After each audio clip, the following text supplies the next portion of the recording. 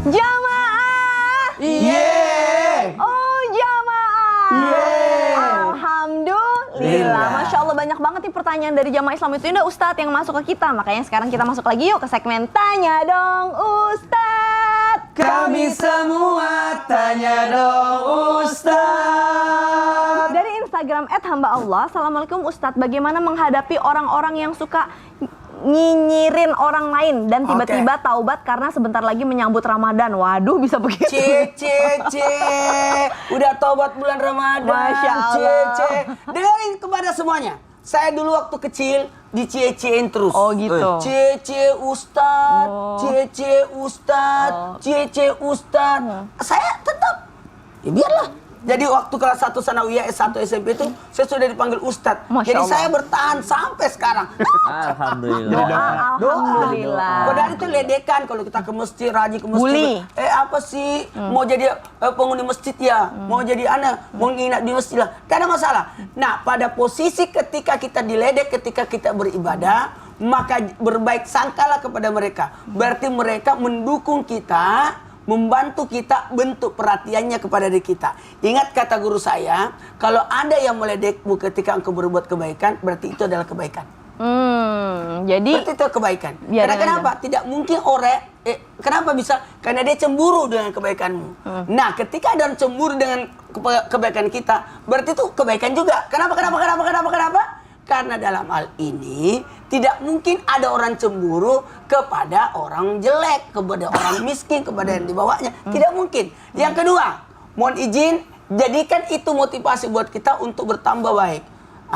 Jangan sampai gara-gara itu, karena kita diledekin, berarti kita dibilang ria. Mohon maaf, jangan gara-gara ocehan orang sehingga kita berhenti melakukan kebaikan. Justru jadikan itu pemicu, jadikan itu memberikan kita arahan, pengawasan sebenarnya. Jadikan pengawasan. Nah, terima kasih banyak kepada semua dalam hal ini pemicu buat kita, karena sebenarnya ada memang amal ibadah yang harus kita siarkan. Ingat ya, beda syariat, beda syiar. Kalau syariat adalah pelaksanaannya, tapi syiar adalah caranya.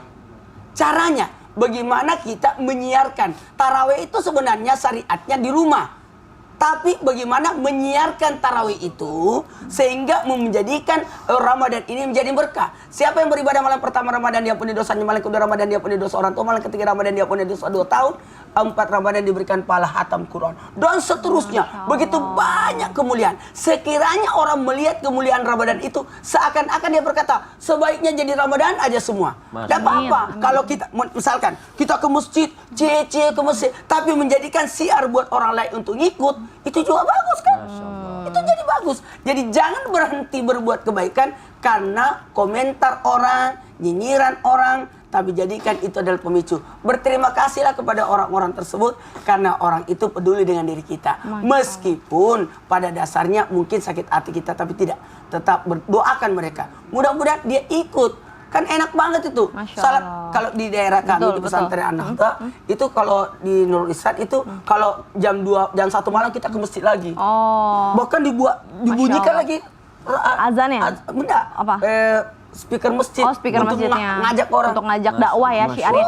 Jadi gimana cara ngadepin orang-orang tersebut ya kita tetap positive thinking aja berbaik ya. sangka. Dan tetap istiqomah Jangan di jalan yang berhenti lurus. karena diledek, tapi berbuat baik tambah supaya jadi syiar. Ustadz Maulana, terima kasih banyak. Kita lanjut ke pertanyaan berikutnya ya Ustadz. Di @hamba_Allah, Assalamualaikum Ustadz Ustazah. Izin bertanya, banyak nih momen-momen yang sering dilakukan saat Ramadan. Ada yang berpuasa tapi tidak sholat kalau diajakin sholat. Ada aja alasannya. Aduh, bagaimana itu Ustadz Hilman? Iya, baik. Ada 2 keterangan mungkin ya. Yang pertama adalah jika dia benar-benar meninggalkan sholat, artinya nggak sholat, berarti nggak diterima puasanya. Karena sholat itu adalah tiangnya agama. Yang membedakan kita dengan orang yang tidak beragama dengan kita adalah apa? Sholatnya. Maka sholat itu adalah yang paling utama. Jangan tinggalkan sholat. Orang puasa tapi tidak sholat, artinya meninggalkan sholat begitu ya, maka puasanya tidak akan diterima oleh Allah.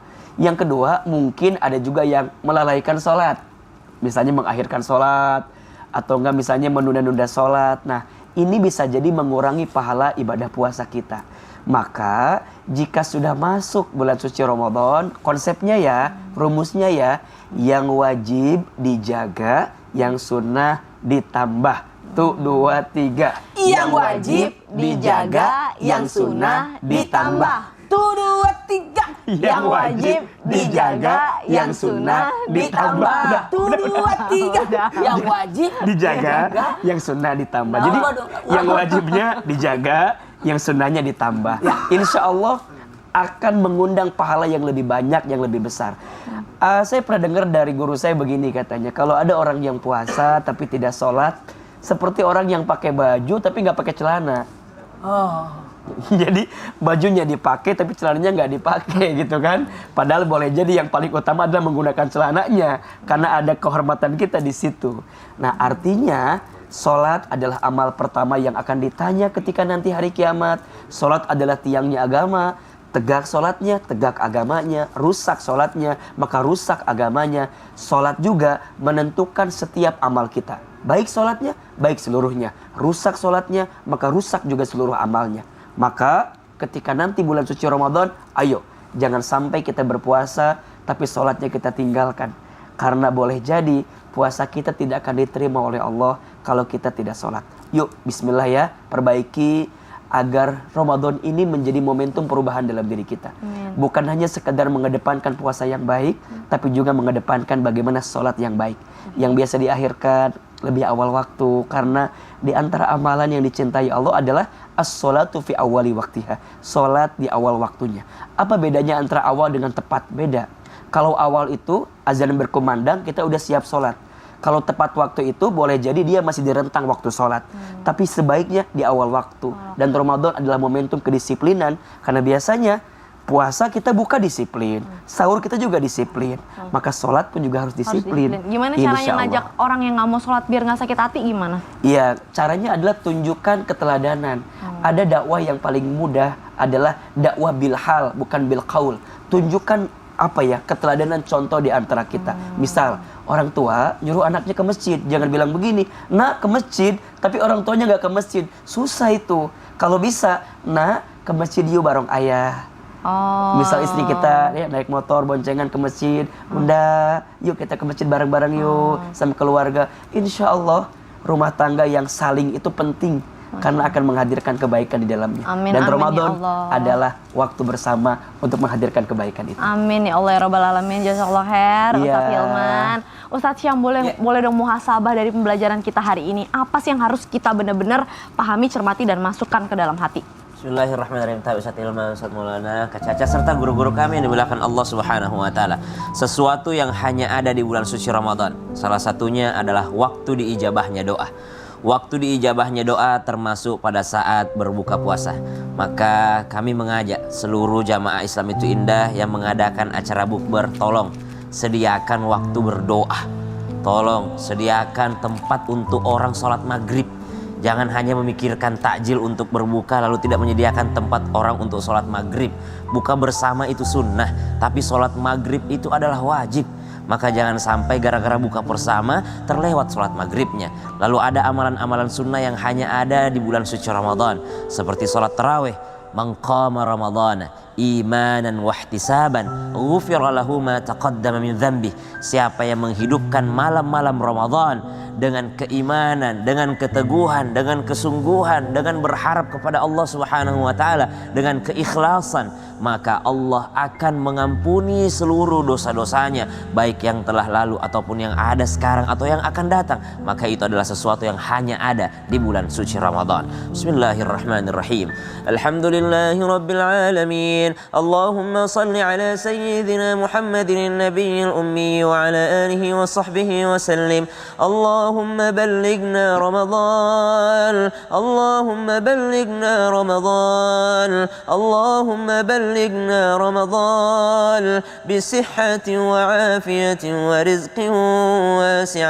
Ya Allah, terimalah seluruh amal ibadah kami di bulan Rajab, bulan Sya'ban, dan pertemukan kami dengan bulan suci Ramadan. Sehatkan kami di bulan suci Ramadan agar bisa maksimal beribadah. Luaskan, tambahkan rezeki kami di bulan suci Ramadan agar bisa bersedekah. Wa sallallahu ala sayyidina Muhammad walhamdulillahi rabbil alamin. Amin ya Allah ya rabbal alamin. Jamaah Islam itu indah. Insya Allah Allah mudahkan kita untuk menjadi manusia atau muslim yang cerdas, baca Al-Quran yang tartil, sholat di awal waktu. Sekarang saatnya saya Caca Frederika mohon pamit undur diri beserta segenap tim yang bertugas. Mohon maaf apabila ada salah-salah kata. Terima kasih kepada guru-guruku dan juga terima kasih kepada seluruh jamaah Islam itu indah. Insya Allah besok kita ketemu lagi tetap di jam yang sama. Jamaah. Alhamdulillah. Wassalamualaikum warahmatullahi wabarakatuh. Waalaikumsalam warahmatullahi wabarakatuh.